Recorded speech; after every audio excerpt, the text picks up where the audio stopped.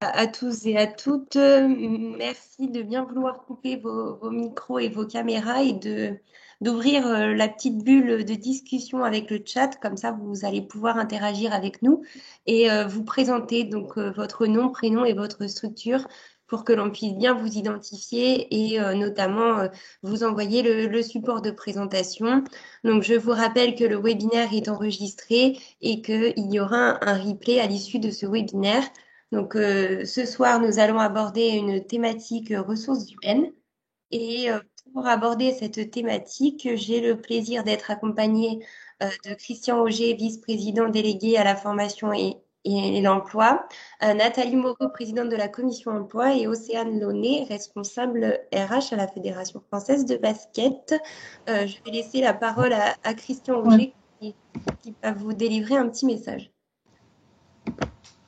Voilà, alors je rallume mon micro et ma caméra provisoirement. Les participants arrivent les uns après les autres. Bonsoir à toutes et à tous. Merci d'être présents pour ce webinaire numéro 4, je crois déjà. Voilà, vous savez qu'on avait fait ce programme qui est un peu innovant en ce qui concerne nos activités fédérales.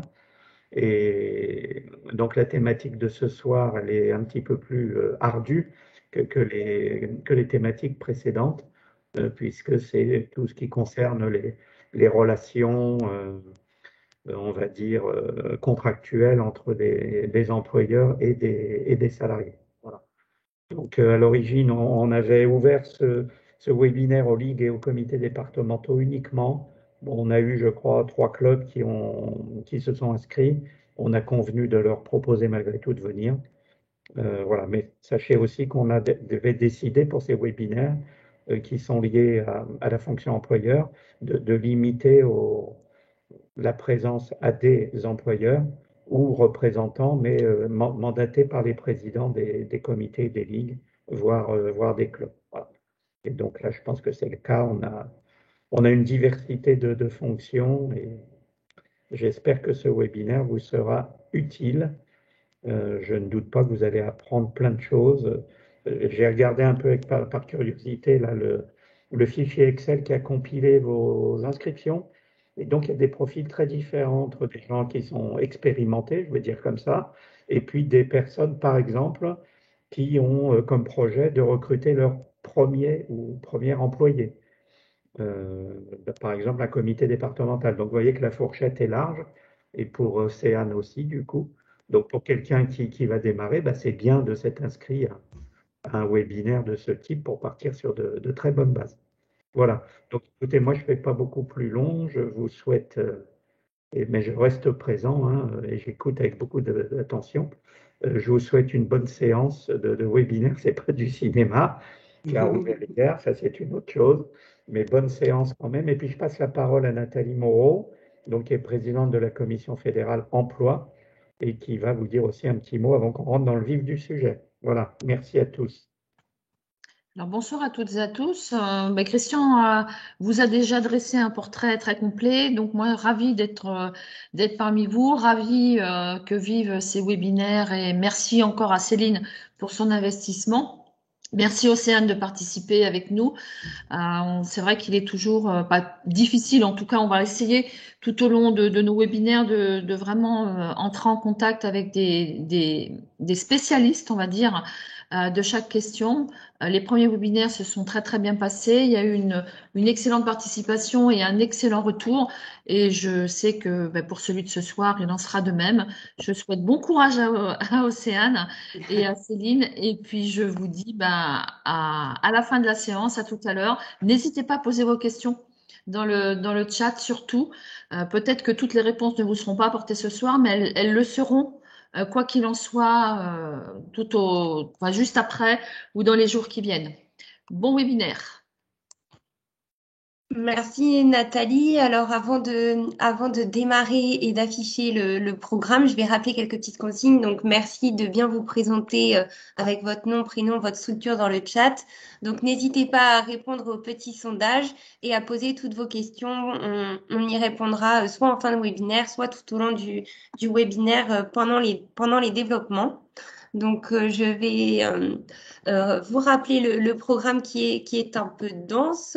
Océane, je te laisse passer à la slide suivante. Donc voilà, donc une première partie, dialogue et échange employeur-salarié, une deuxième partie sur les entretiens, une troisième sur l'évolution et la modification des missions et une petite ouverture sur la santé et sécurité au travail. Voilà, donc on va dès à présent entrer dans le vif du sujet. Océane va se présenter et on commence sans plus tarder. Micro ouvert. Hop, merci Céline. Bonjour à tous. Donc, je suis Océane Launay, la même que sur la photo. Je suis là en tant que responsable des ressources humaines de la Fédération de basket et je suis également membre du Conseil national du Cosmos, donc le syndicat employeur majoritaire représentatif de la branche sport auquel adhère la fédération. Et je suis également conseillère prud'homale au Conseil de prud'homme de Paris. Donc, ça m'ajoute un petit volet droit social qui n'est pas négligeable et qui peut me donner une petite expérience de ce qui peut se passer dans la vie du contrat et dans les relations qui peuvent exister et survenir entre les employeurs et les salariés. Donc, on commence par le contrat. En premier lieu, donc, le contrat. Tac. Le contrat de travail, c'est ce qui encadre la relation entre l'employeur et le salarié. On parle de la vie du contrat. Parce que on peut connaître les personnes avant, après. Nous, ce qui nous intéresse, c'est vraiment la partie qui est comprise de la signature jusqu'à la rupture du contrat. Il se trouve que dans la convention collective du sport, à laquelle on est tous soumis de par notre activité, le contrat de travail écrit est obligatoire. Il est entendu, reconnu souvent dans les conversations et dans l'idée que s'il n'y a pas de contrat de travail écrit, ça veut dire qu'on a un contrat CDI à temps complet. Dans le sport, ça n'est pas possible. C'est obligatoirement un contrat écrit. C'est une obligation. Il doit également comporter des informations précises qui sont fixées par la loi et par la convention collective. Pardon, j'envoie les messages en même temps. Que je n'ai pas détaillé parce qu'évidemment, il y en a énormément. Donc, on est obligé de mentionner au contrat la nature du contrat, la date, l'emploi, la rémunération, etc. Une longue liste d'informations qui pourra faire l'objet, qui sont fixées dans la convention collective du travail, mais qui pourront être détaillées si vous en avez besoin dans un second temps. Le contrat de travail, comme je vous disais, il encadre la relation salarié-employeur dans le temps. Et il y a des situations, par exemple la maladie, la maternité, le chômage partiel, dont on parle beaucoup en ce moment, et les congés sabbatiques. Donc pour ces périodes-là, on parle de suspension du contrat. Donc il y a bien des périodes qui sont possibles pendant le contrat dans laquelle la relation est suspendue. Il n'y a plus de relation entre l'employeur et le salarié. C'est prévu dans la vie du contrat, mais ça veut dire qu'on y retourne après et qu'il faut de toute façon, pour que la relation employeur-salarié cesse, il faut que le contrat soit rompu de toute façon. Donc, durant ce que moi j'aime bien appeler la vie du contrat, mais je n'ai pas trouvé d'autres expressions, durant toute la relation employeur-salarié, les deux parties ont des échanges dont certains ont un caractère obligatoire. On y reviendra après, notamment les entretiens qui vous intéressent visiblement, et vous avez raison. Le contrat, quand on veut contracter donc avec un salarié pour une relation de travail, il faut d'abord faire un choix sur sa forme. Ça peut être dans le sport un CDI, un CD2I, donc un contrat de travail à durée indéterminée intermittent, avec des périodes d'activité et des périodes d'inactivité. un CDD, donc un contrat à durée déterminée, un contrat professionnel, un contrat d'apprentissage. J'ai mis 3 petits points parce qu'on n'est pas, il peut y avoir différents contrats et en plus, au gré des politiques, ils peuvent être éphémères ou perdurer dans le temps, mais ça peut vraiment changer tous les ans. Il faut faire un choix du temps de travail, donc se poser la question, est-ce que ce contrat que j'ouvre, que je signe, est-ce que ce salarié que j'embauche, il va travailler à temps plein, à temps partiel, sur un mois, sur plusieurs mois. Est-ce que je peux m'organiser? Je dois le faire normalement, mais est-ce que j'ai une visibilité pour organiser son temps de travail de la manière la plus efficiente pour lui et pour moi, pour que les parties, pour que chacun y trouve son compte et que la relation puisse perdurer dans de bonnes conditions. Il faut également faire le choix de la classification du salarié. Ça, c'est très important parce que ça impacte la rémunération également. Le choix de la classification du salarié dans le sport, c'est employé, technicien ou cadre. Et dans la convention collective, vous pouvez trouver des tableaux détaillés sur les 8 échelons qui sont possibles, des différentes responsabilités qu'on peut donner au salarié et des différentes tâches qu'on peut lui donner, jusqu'où on peut aller en niveau de responsabilité et de mission selon la classification. Et puis, bien sûr, dans le contrat, on peut ajouter d'autres clauses qui ne sont pas obligatoires, mais qui peuvent servir. Par exemple, est-ce qu'on l'autorise à avoir un cumul d'emploi ou est-ce qu'on lui interdit? Est-ce qu'on met une clause de non-concurrence à l'issue du contrat, etc., etc.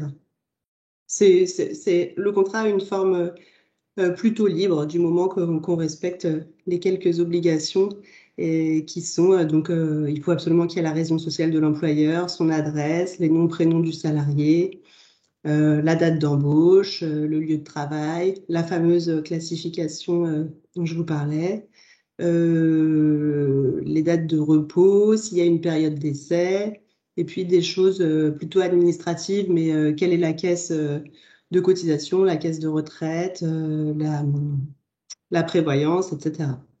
Et la convention collective. Ça, vous avez des modèles de contrat assez facilement, notamment sur le site du Cosmos. Tac. Je regarde. Tu me dis, Céline, s'il y a des questions, n'hésite pas.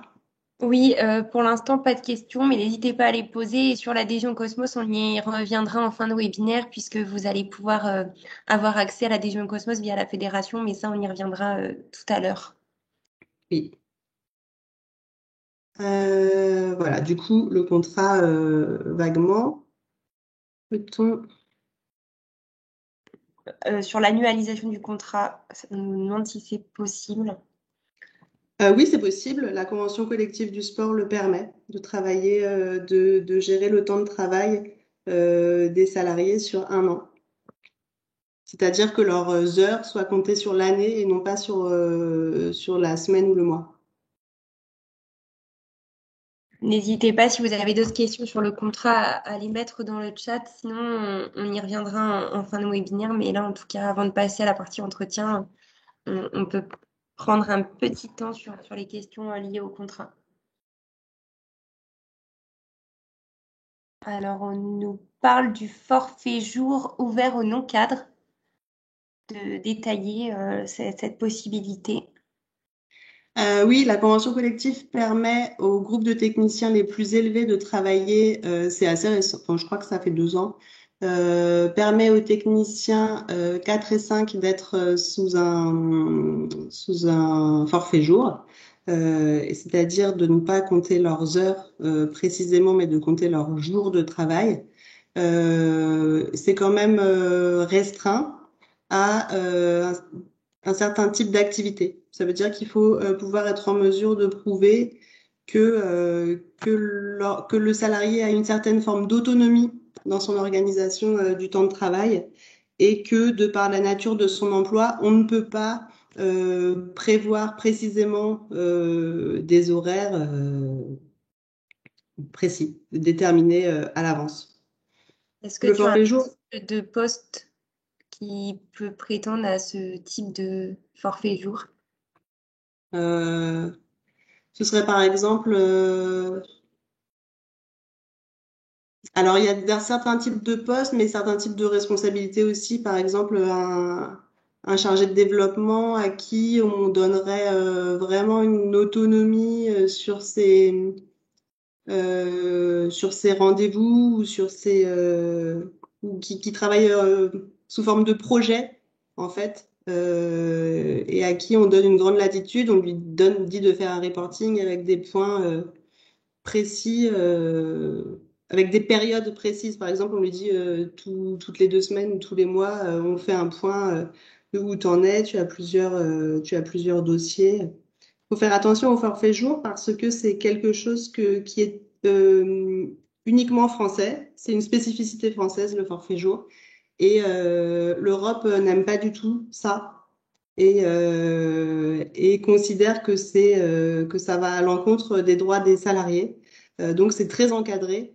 Et donc en fait, il faut toujours avoir à l'esprit de pouvoir vraiment se défendre en cas de conflit, parce que en cas de conflit, le salarié va vous dire, bah vous me dites que je suis en forfait jour, mais en fait vous me donnez des horaires. Vous m'avez envoyé 3 mails pour me dire que j'étais en retard. Donc, ça veut dire que, ben, en fait, c'est pas un vrai forfait jour. Donc, vous devez me payer les heures sup depuis 5 ans. Et là, bah, du coup, bah, c'est une bataille de pièces. Enfin, c'est un contentieux, quoi, comme un autre. Mais faut vraiment que ce soit justifié, quoi. C'est pas un motif de facilité pour pas compter les heures. On parlait de l'annualisation tout à l'heure qui était possible. Comment on le matérialise dans le contrat?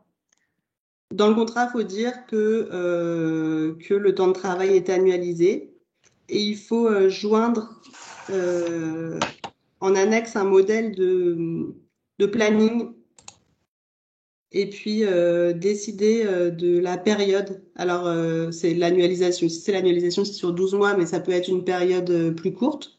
Il faut que le salarié ait, avant la période, une idée des heures qu'il va devoir faire par semaine.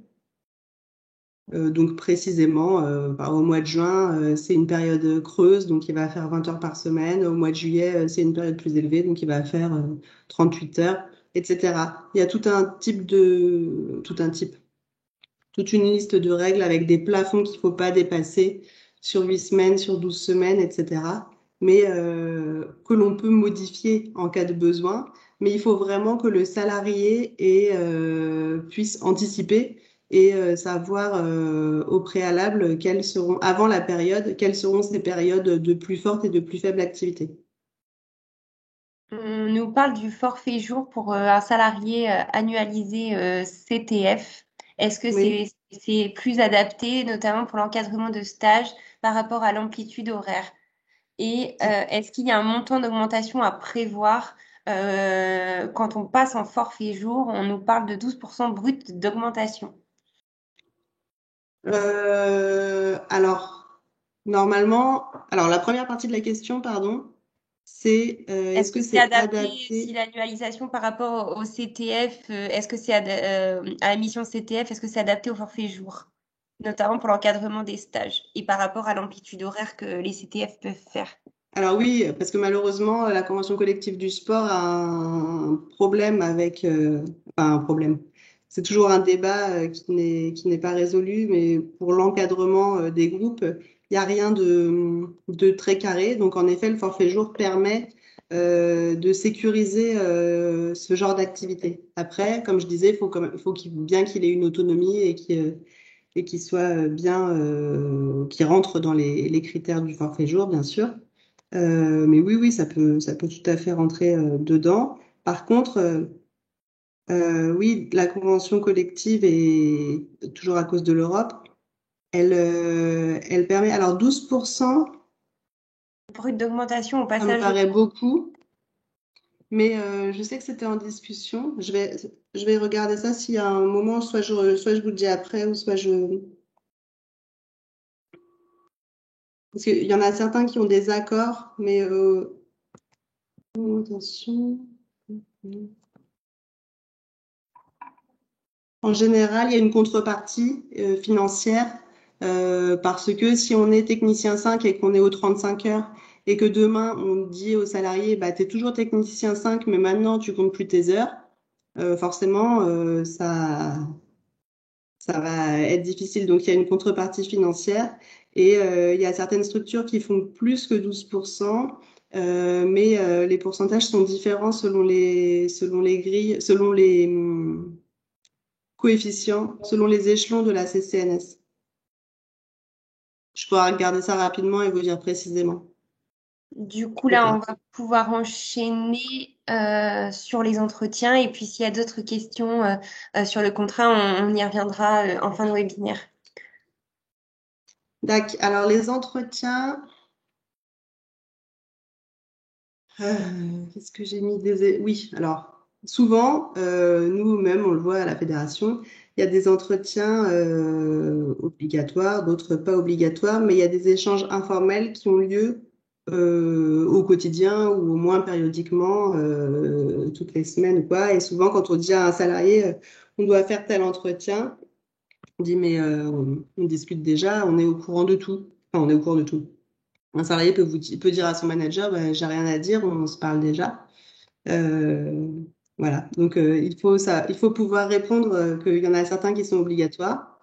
Et puis, dans les faits, le critère collectif est important aussi parce qu'on peut très bien échanger avec 9 salariés sur 10 et puis le 10e, il n'ose pas ou il n'arrive pas à parler quand il y a d'autres personnes, etc. Donc, moi, c'est quelque chose qui revient souvent ici de dire qu'est-ce qu'on se dit entre quatre murs alors qu'on discute souvent. Donc, il y a certaines règles quand même. Donc, je vous dis, alors l'entretien obligatoire, c'est l'entretien professionnel. Donc, après, dans les slides suivantes, je vais vous détailler chaque entretien. Donc, entretien professionnel, c'est obligatoire. L'entretien d'évaluation, il n'est pas obligatoire, mais à mon avis, c'est très utile. Et il y en a d'autres qui peuvent être nécessaires et obligatoires si la situation se présente.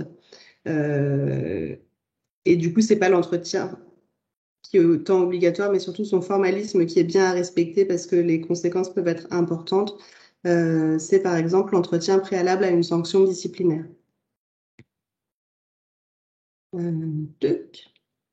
Donc l'entretien professionnel.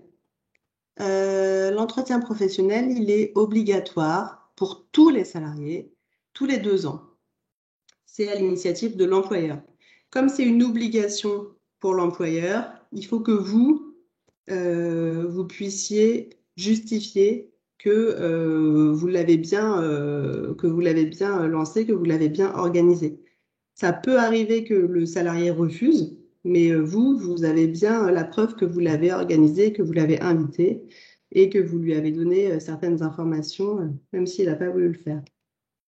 Le but de l'entretien professionnel, c'est d'accompagner le salarié dans ses perspectives d'évolution, qualification, emploi, de l'informer sur les droits qu'il a au titre de la formation et les possibilités qu'il a sur la formation. Donc, j'ai mis CPF, conseil en évolution professionnelle, parce que dans les faits, le législateur s'est rendu compte que les salariés n'étaient pas souvent les cadres ou les gens qui ont un certain niveau de scolarité dans les statistiques sont bien au courant et sont bien demandeurs de formation, mais c'est vraiment pas le cas de la majorité des salariés.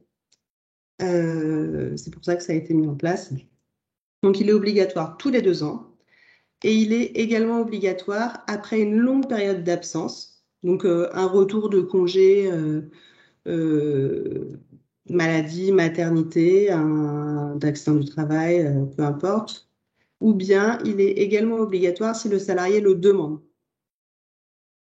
Donc ça, c'est tous les 2 ans ou à la demande. Et ensuite, tous les 6 ans, l'entretien professionnel, il permet de faire un état des lieux du parcours professionnel du salarié et de voir si on a répondu à l'obligation. Est-ce qu'il a reçu au moins une formation ou est-ce qu'il a eu au moins une progression ou salariale ou professionnelle.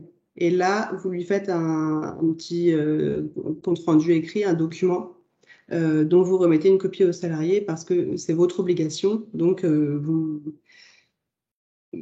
ça marche comme ça.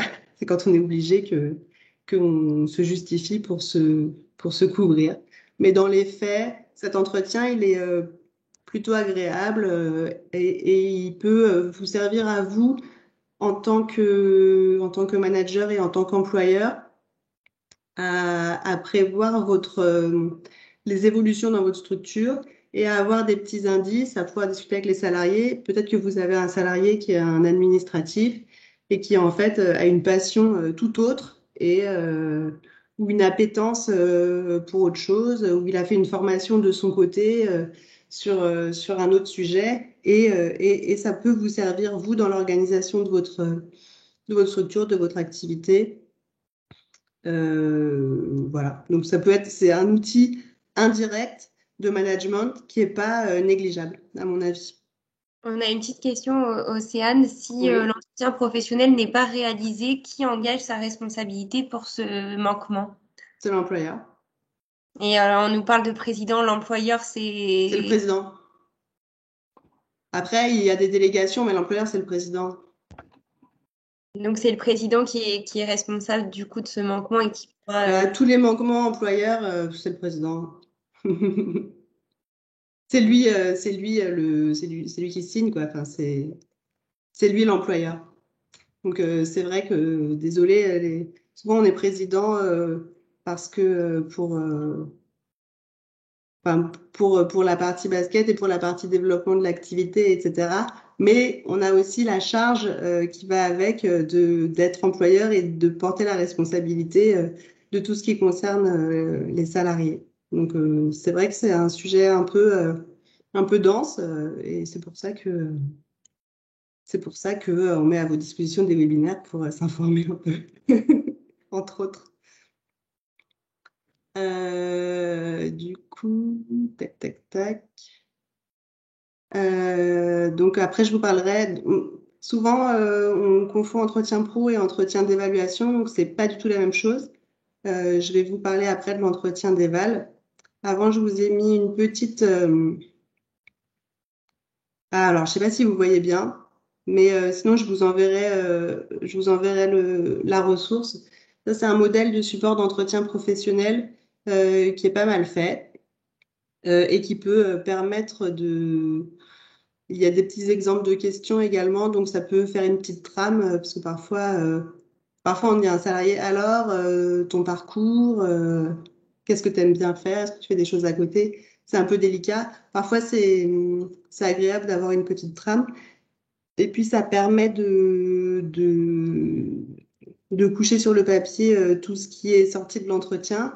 Et ça permet de pouvoir y revenir ensuite, quand on veut faire évoluer un salarié ou faire évoluer un service, ou tout simplement, si l'équipe change, voilà, qu'il y a une petite trace de cette partie informelle qui ne sera pas dans l'entretien d'évaluation, qui va lui plutôt parler des missions et du travail réalisé par le salarié. Là, on parle plus du salarié que de son travail, en fait. Je ne sais pas si je suis claire. et l'entretien tous les 2 ans, le document écrit, c'est tous les 2 ans ou tous les 6 ans? Le compte-rendu, il est obligatoire tous les 6 ans, mais franchement, il faut le faire tous les 2 ans parce que c'est une obligation. Donc sinon, à part sortir son agenda et dire si, si, je l'ai vu, pour moi, c'est un peu compliqué Ça de. atteste de l'avoir fait Ça atteste de l'avoir fait, oui, on le met dans le dossier du salarié. Et puis si jamais il y a un conflit un jour, on sort tout simplement le papier. De toute façon, si on a fait l'entretien, on a pris 2, 3 notes. Donc, autant le faire. Par contre, tous les 6 ans, ce qui est important, c'est de remettre la copie au salarié et qui signe comme quoi sur les évolutions, les formations qu'il y a eu, etc. Mais pourquoi pas le faire contresigner à chaque fois. Franchement, à part refus, à part si vraiment ça se passe très mal avec le salarié, en général, il n'y a pas de souci. sur l'entretien pro, même si ça se passe mal avec le salarié, justement, on peut écrire très simplement qu'il a envie d'autre chose. Souvent, c'est une occasion pour le salarié de, plus que dans l'entretien d'éval, qui a un enjeu sur son job et éventuellement sur des sanctions qui pourraient arriver, sur une mauvaise note ou pas de prime ou des choses comme ça. L'entretien pro, c'est vraiment ouvert pour dire, si tu pouvais faire autre chose, qu'est-ce que tu ferais? Qu'est-ce qui t'intéresserait d'autre? Est-ce que tu voudrais avoir une activité bénévole le soir ou autre chose? Du coup, il n'y a pas de... Enfin, à- j'arrive pas à imaginer une raison qui fasse que le salarié ne veuille pas contresigner son entretien pro, mais on peut toujours être surpris. Euh, On peut passer à la à suite. l'autre. Oui. Alors, donc l'entretien d'évaluation. L'entretien d'évaluation, c'est facultatif, euh, mais la petite nuance, c'est que si on le met en place, à ce moment-là, il est obligatoire qu'il soit collectif. Ça veut dire qu'on n'est pas obligé de le faire, mais si on le fait pour un salarié, on doit le faire pour tous les salariés. Donc, cet entretien-là, son but, c'est d'apprécier les aptitudes professionnelles. Donc, donc c'est le pouvoir de direction. C'est l'employeur qui décide s'il le met en place ou pas, tout seul. Il n'a pas besoin de demander à personne. C'est collectif. La forme est libre.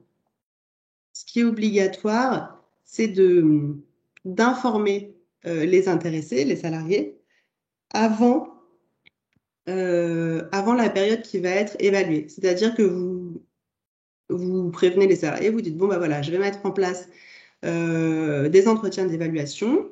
Vous pouvez décider qui sont annuels ou trimestriels ou semestriels, peu importe. Mais vous leur donnez les règles du jeu. C'est-à-dire, vous dites, tous les ans, on va faire un entretien d'éval euh, avec tel item. On va parler de tel sujet, sous telle forme, gna, gna, gna, etc.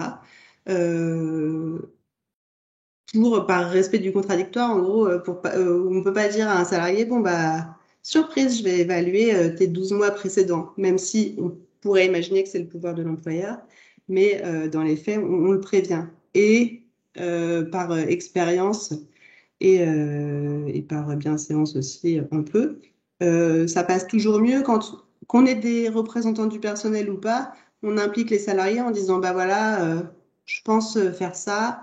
À mon avis, je vois un peu le tableau comme ça, tel genre d'item, tel genre de grille. Euh, Qu'est-ce que vous en pensez? Voilà, on peut éventuellement ou tout faire et puis que eux ils puissent peut-être avoir leur mot à dire sur la présentation. On a le droit de faire des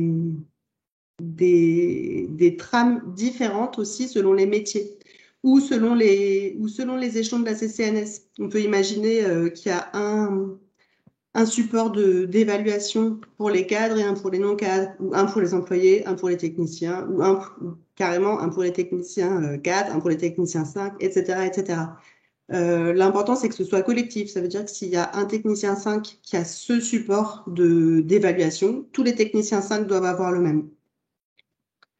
Et en même temps, dans les faits, c'est plutôt logique, puisque après, si vous traitez les données et que vous voulez faire des comparaisons, c'est plus simple quand c'est les mêmes.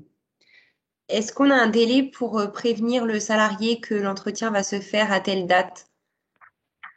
Euh, il faut que ce soit un délai raisonnable, mais de toute façon, on l'a prévenu avant. C'est-à-dire que là, si vous voulez faire des évals sur la prochaine période, mais vous pouvez dire on va évaluer ce qui s'est passé entre juin et décembre et les entretiens auront lieu courant décembre. Et après, vous vous mettez d'accord ensemble sur une date en décembre. Donc, il faut que ce soit un délai raisonnable. Vous ne pouvez pas lui dire entretien dans 10 minutes. Ça, pour le coup, il pourra tout à fait le refuser. Vous vous mettez d'accord combien de temps il faut pour préparer l'entretien. Dans le droit du travail, tout est une question de délai raisonnable. C'est-à-dire que si je dis à un salarié entretien dans 1 heure et qu'il est vraiment et que je sais que ça va pas poser de soucis et que lui il est vraiment d'accord et qu'il me répond à mon invitation, ok, pas de souci, je peux le faire. Mais dans les faits, c'est un peu mieux qu'il le prépare aussi si on veut que ce soit un moment d'échange constructif. Euh, et les résultats obtenus sont confidentiels, évidemment.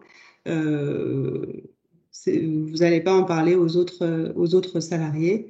En revanche, vous pouvez dire au moment de la mise en place euh, que les entretiens seront faits par le N+1 ou par le N+2 ou par les deux ou par le président ou par X ou Y personne. Voilà, vous pouvez préparer ça, savoir par qui ils vont être faits, sous quelle forme, est-ce que ce sera un entretien. Bon, maintenant, on a le droit de le faire en visio, mais je pense que ça va pas. Enfin, on ne sait pas. Et aujourd'hui, on a le droit de les faire en visio. Voilà, mais il faut préparer une forme et puis que ce soit un moment respectueux. Je sais que les juges du travail sont très attentifs à des formes qui peuvent être considérées comme irrespectueuses à ce moment-là. C'est-à-dire que si l'entretien est réalisé, on a vu le cas il n'y a pas très longtemps, l'entretien avait été fait dans une salle où il y avait du passage, donc où les gens passaient, donc du coup ils devaient s'arrêter de parler, ils reprenaient après. Et ça a été jugé au tort de l'employeur parce que c'était vraiment pas des conditions optimales pour ce genre d'entretien. Tac. Donc ça, c'est vraiment c'est un outil de management, mais aussi c'est un outil de suivi pour vous. C'est le moment de faire le point sur la période passée. Donc la période que vous voulez. En général, on fait 1 an parce que c'est plus simple, surtout dans l'activité du sport. On peut le faire par saison et ça permet de cadrer les choses et de voir mieux ce qui s'est passé. Mais moi, je vous conseille de faire 2 étapes, de faire le bilan de la saison, de la période précédente, item par item, selon ce que vous avez voulu décortiquer, et puis s'en servir de tremplin pour dire, bah, la saison prochaine, on fait tout pareil, ou alors on change ça, ou alors ça, c'était bien, mais il faut le faire de telle façon. Là, il faudrait plutôt que tu travailles avec un tel sur tel sujet. Et ça va vous servir de base, du coup, très solide pour l'entretien d'après. Pour dire, bah, au dernier entretien, on a vu que tes missions, ça allait être tac, tac, tac, tac, tac, de telle manière. Nan, nan. Bilan, qu'est-ce qui s'est passé? Pourquoi, comment? Qu'est-ce qui a marché? Qu'est-ce qui n'a pas marché? Et rebelote, on repose les bases pour la période suivante.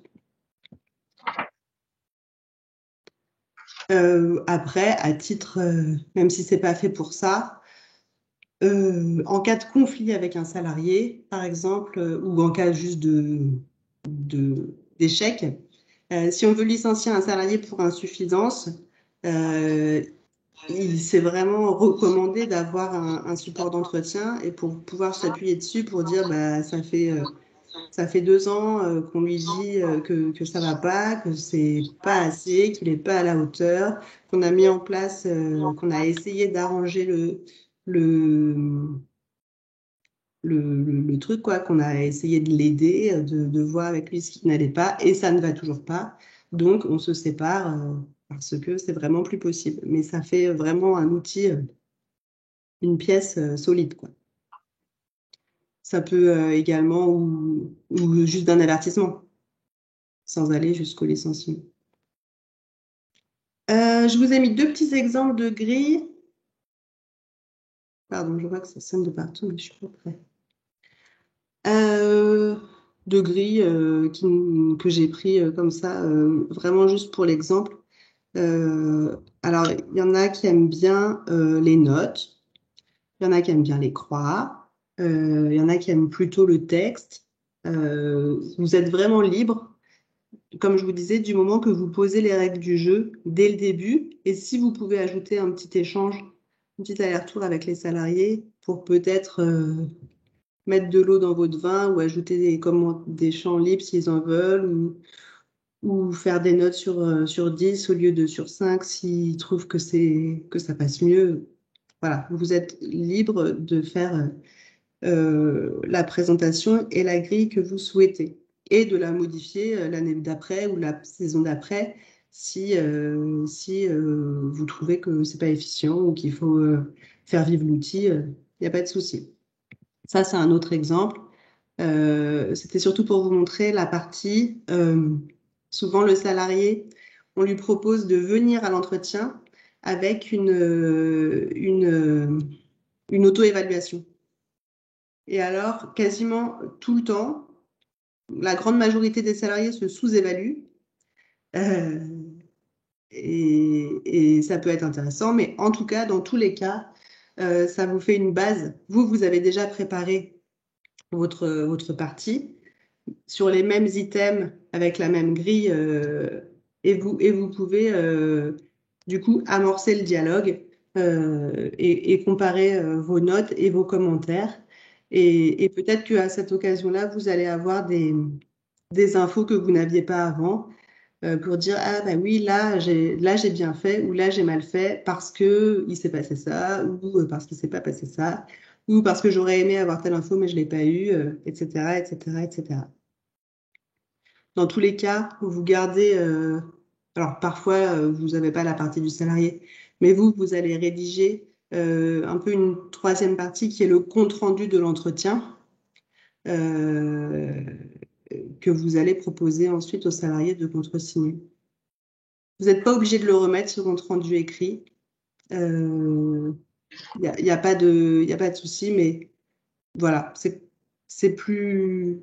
Vous pouvez au moins lui transmettre et puis garder le mail comme quoi vous lui avez transmis.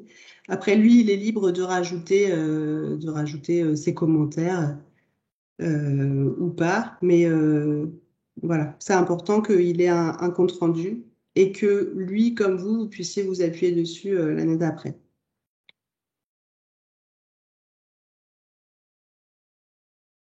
Alors, je vois qu'il y a plein de textes, mais je ne sais pas si c'est des questions. Non, je précise oralement du coup que le support avec les exemples que tu viens de présenter, Océane, seront bien transmis aux participants et qu'on aura également un replay du webinaire pour avoir euh, un retour et puis les exemples, retrouver les exemples et, aider un peu, vous aider pour préparer vos entretiens. Oui, oui, bien sûr, je suis d'accord. Et oui, je voulais dire, le salarié, donc c'est pas un entretien disciplinaire, et donc le salarié n'est pas autorisé à être assisté pendant cet entretien par un représentant du personnel. Voilà. Je ne sais pas si vous avez beaucoup de représentants du personnel, mais il est pas, voilà, c'est pas comme si vous le convoquiez à un entretien disciplinaire. En tout cas, il n'a pas à venir se défendre de quoi que ce soit. C'est pas l'objet. Tac, qu'est-ce que j'ai? Pas- Pardon? Je dis, s'il n'y a pas d'autres questions, on va bientôt passer aux évolutions et des missions. Eh oui, pardon, parce que moi je parle beaucoup. Faut m'arrêter. On est dans les limites, mais voilà, en tout cas, on peut répondre à tout type de questions à la fin. Oui, alors je passe. Donc ensuite, j'avais mis l'entretien préalable à une sanction disciplinaire. Alors ça, pour le coup, bon bah, on se cadre un peu parce que c'est un peu dommage quand on licencie quelqu'un ou quand on fait un avertissement ou une sanction disciplinaire de se faire retoquer pour une question de forme. Donc surtout, avant de se lancer, on révise bien ces petites fiches, on respecte le formalisme de la convocation, on respecte les délais.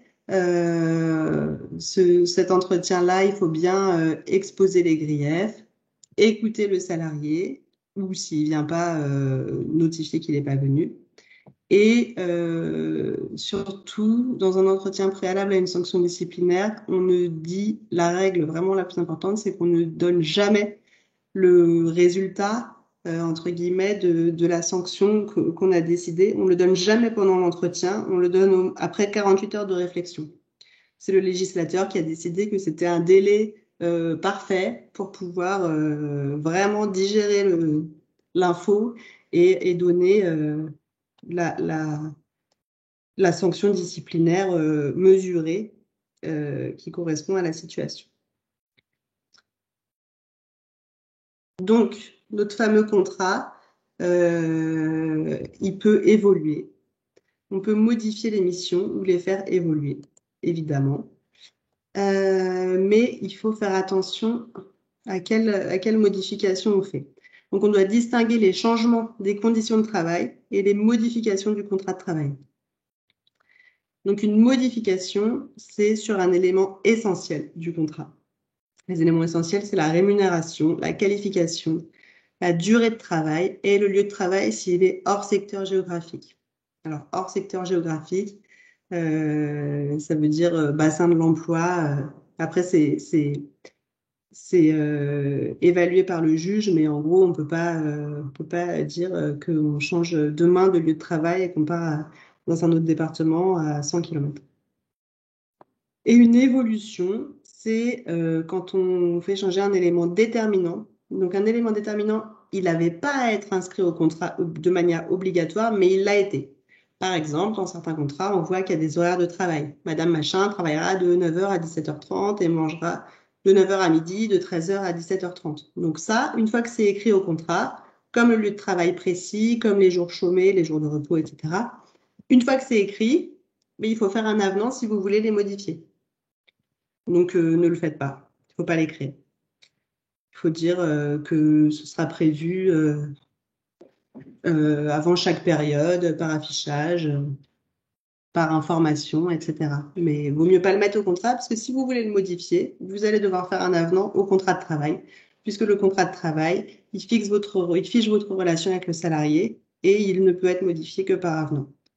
On nous pose la question sur le temps partiel, le contrat de travail à temps partiel, si on n'a pas une obligation de préciser les jours et les heures de travail.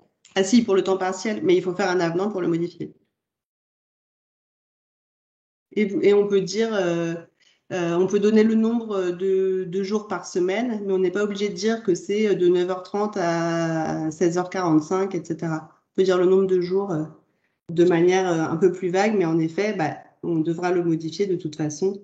Donc, on devra faire un avenant s'il y a une modification. Et on a le droit de communiquer les horaires par note de service, par information, sans le mettre au contrat.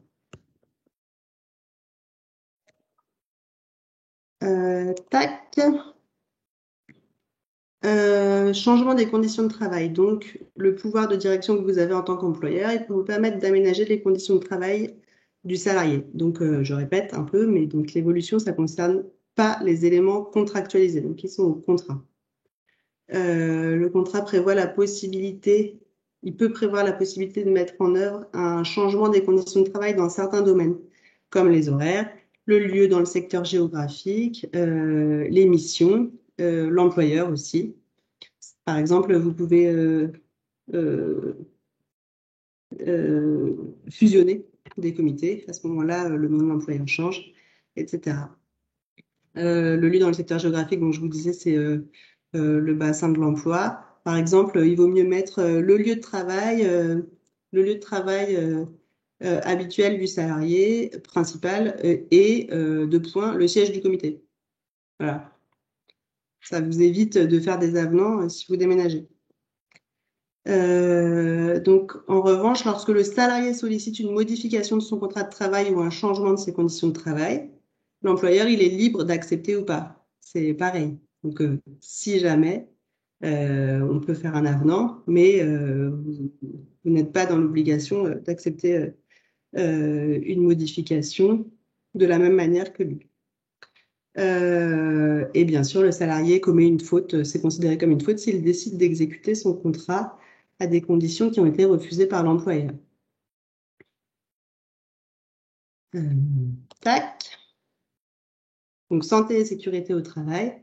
Vous avez des obligations simples sur la santé déjà et la sécurité, comme qui sont la prévoyance et la complémentaire santé. Mais vous avez de manière plus large une obligation de sécurité. C'est de mettre en place des actions de prévention des risques professionnels, d'informer, de former et ce qu'on appelle la mise en place d'une organisation et de moyens adaptés. L'idée, c'est, donc ça, c'est le règlement de la CE, je crois, c'est au début de l'Europe. L'employeur est obligé d'assurer la santé et la sécurité des travailleurs dans tous les aspects liés au travail. Donc, c'est très vaste, mais ça prend des formes précises dans la mise en œuvre. Donc, vous devez établir un document unique d'évaluation des risques professionnels. Oui, je vois, il y a des modèles, des modèles proposés. Donc, c'est pas très compliqué, mais il faut le faire, quoi. Il y a un tableau à remplir et à mettre à jour. Éventuellement faire des actions d'information et de formation. Bien sûr, ça implique des affichages, avoir le matériel qui va bien, des extincteurs, des choses comme ça, mais aussi des formations de secourisme du travail à partir d'un certain nombre de salariés. Et puis les informations, voilà, il y a des affichages qui existent, qui sont déjà faits, donc c'est pas euh, c'est pas aussi lourd que ça le paraît. Et puis l'implication des représentants du personnel, bien sûr, quand c'est possible, enfin quand il y en a, euh, parce que euh, parce que c'est bien utile. Pour les raisons suivantes, la responsabilité de l'employeur, dont on a un peu parlé tout à l'heure. Donc l'employeur, il engage sa responsabilité civile si elle a la survenance d'un dommage. Il y a ce qu'on appelle la faute de l'employeur qui peut être invoquée. La faute, elle peut être inexcusable ou intentionnelle. La faute inexcusable, c'est si l'employeur avait ou aurait dû avoir connaissance du danger. La faute intentionnelle, bah, il a fait exprès. Ça peut engager sa responsabilité pénale, faute pénale, sanction pénale, amende, etc. Tout ce que ça peut engendrer, puisque ça va jusqu'à la mise en danger de la vie d'autrui. Bien sûr. Alors, c'est pour ça que remplir le tableau des risques de la DERP, c'est pas si lourd au final. Et puis, et ça peut éviter bien des dégâts. En général, avec les salariés, ça se passe bien. Parfois, ils disent, il n'y a pas de souci, je peux travailler 80 heures et après faire 100 km en voiture. Mais c'est votre responsabilité. Et puis peut-être que lui, il vous dira rien, mais peut-être que sa famille aura quelque chose à dire en cas de survenance d'un dommage. Donc voilà, faites attention à ça parce que c'est votre responsabilité en tant qu'employeur de vous enquérir de la sécurité et de la santé de vos salariés. Cette petite note joyeuse. Désolée. Ben, j'ai terminé. Céline, je crois. Oui. Alors, on a répondu du coup à la question de Pyrénées-Atlantiques Basket. Si vous avez d'autres questions, n'hésitez pas. Alors, moi, je vais juste vous préciser du coup que ce webinaire était sur un premier niveau d'information et pour aller plus loin dans l'accompagnement et le contenu, on vous donne rendez-vous au campus pour aborder plus en profondeur les thématiques ressources humaines et emploi. Je vois qu'on écrit dans le chat, donc il y a peut-être d'autres questions. Donc à ce moment-là, on va y répondre, on a du temps pour ça. Je vais vous mettre un petit lien pour le questionnaire de satisfaction que je vous demanderai de bien vouloir pour répondre à ce petit questionnaire voilà, qui pourra nous aider dans l'amélioration de ces webinaires. Donc je vous mets le petit questionnaire dans le chat.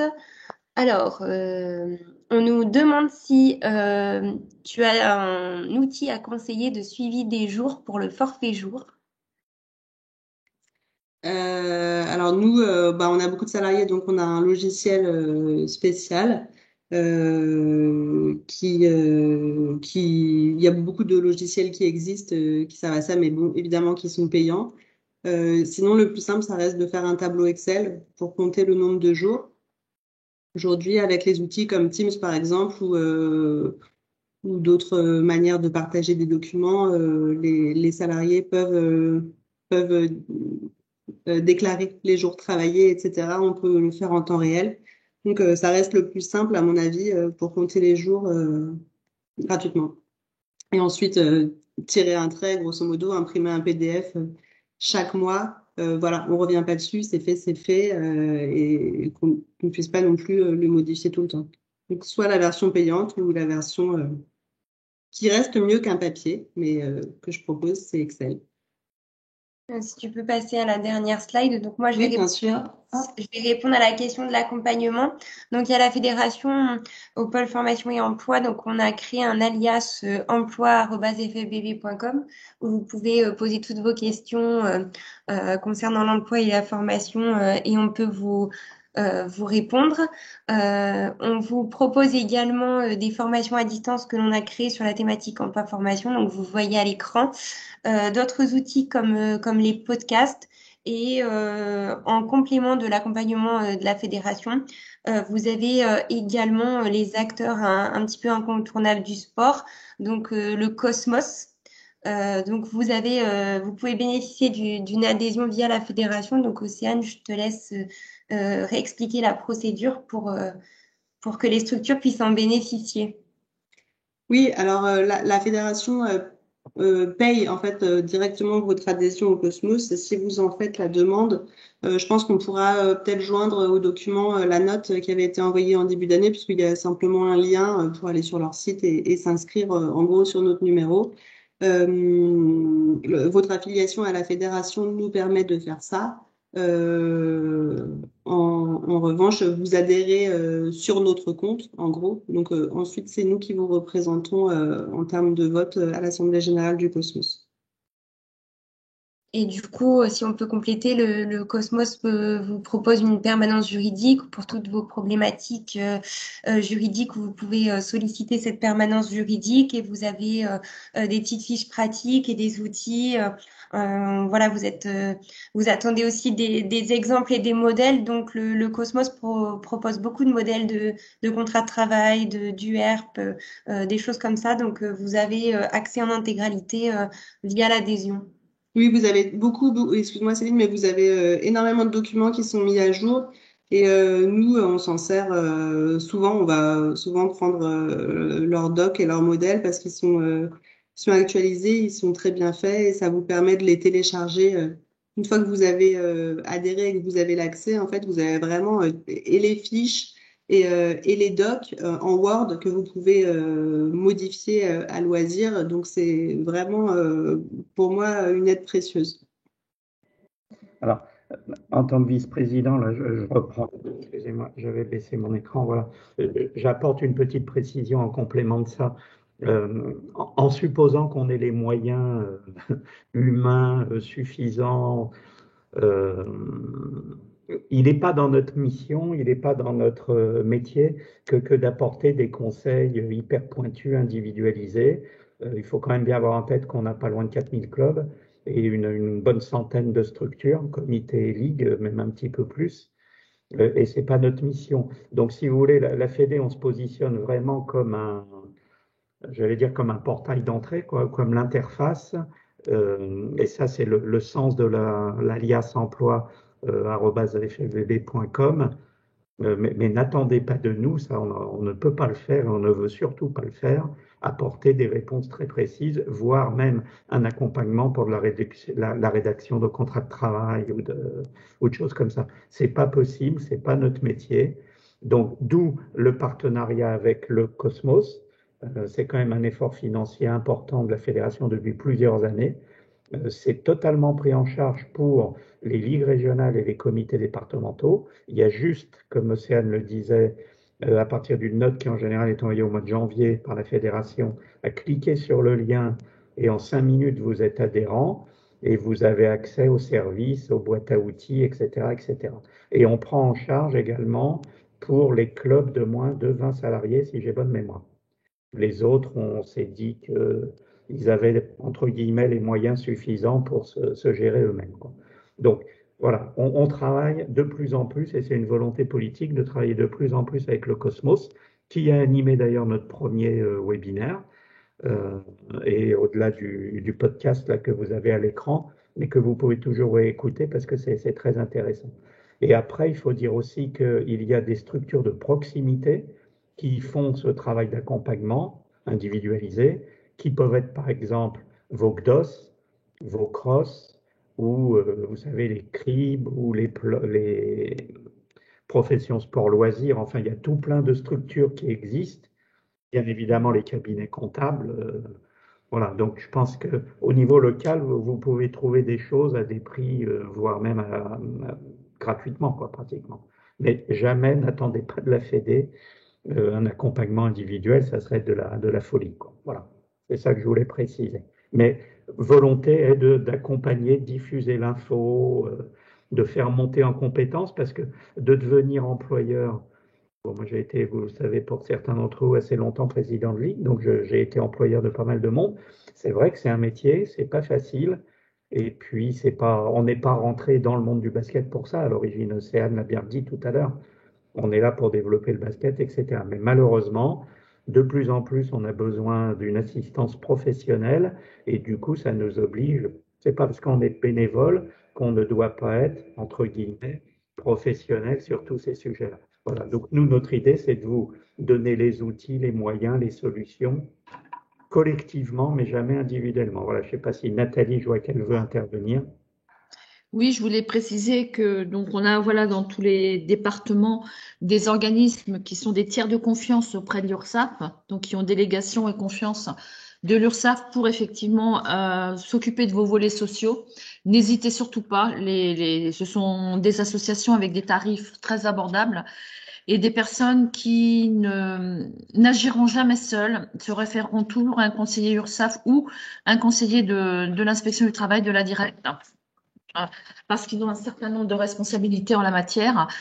Et également, vous pouvez aussi aller sans hésiter sur le site de l'URSSAF où on a vraiment des réponses sur beaucoup de questions que l'on se pose quand on est employeur. Voilà, les indemnités de repas, les indemnités de déplacement, le temps de travail aussi. Enfin, il y a beaucoup de choses qui concernent la vie du contrat de travail et souvent on n'y pense pas. On s'imagine que l'URSSAF, c'est simplement un collecteur de cotisations, mais c'est également un bon soutien, un bon support pour les employeurs.